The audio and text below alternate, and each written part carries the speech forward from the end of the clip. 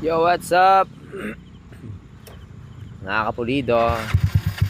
So, ito'y GPS top speed lang ng ng 199 City. Set natin na taga Dagupan. So, hindi natin ma-top speed nun dahil ulan. So, tumigil na ang ulan. Pwede na tayong bumira, mga kapulido. So, ayan, dito lang tayo sa racetrack.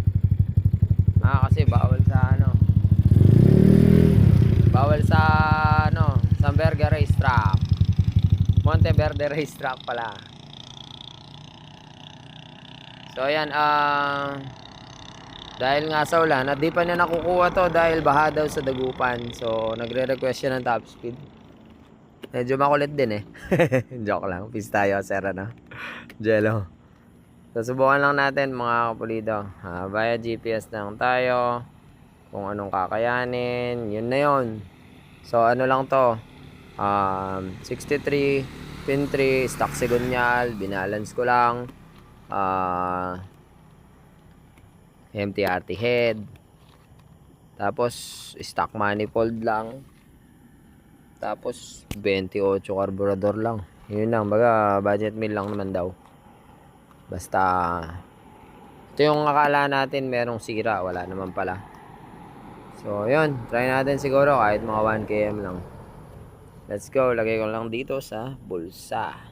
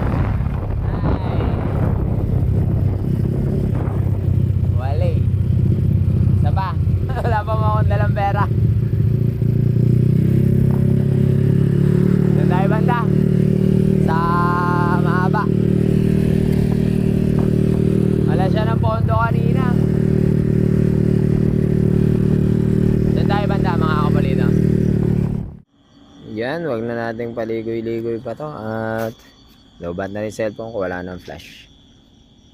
Yan subukan na natin Monteverde Racetrack. Let's go. Sana di na mawala ng pondo, kaso kasi empty na to yun, empty no. Kaya kailangan talaga is yung tangke mo puno para diretso yung buhos ng gasolina. 28 mm lang kasi to na round. So let's go, try na lang natin kung meron din ngayon. Dapat talaga carb na malalaki yung baso, yung koso ganyan.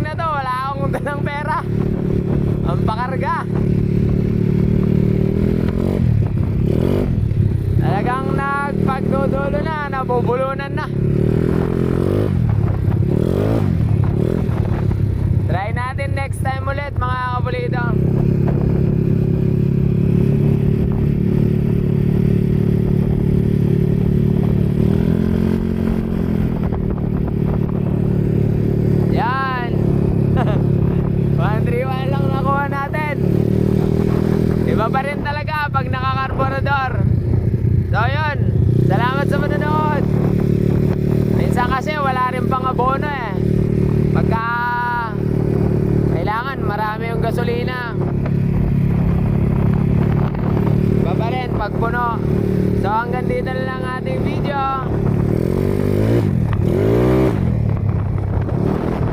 Yan. Kasi muli natin magkikita. Paalam.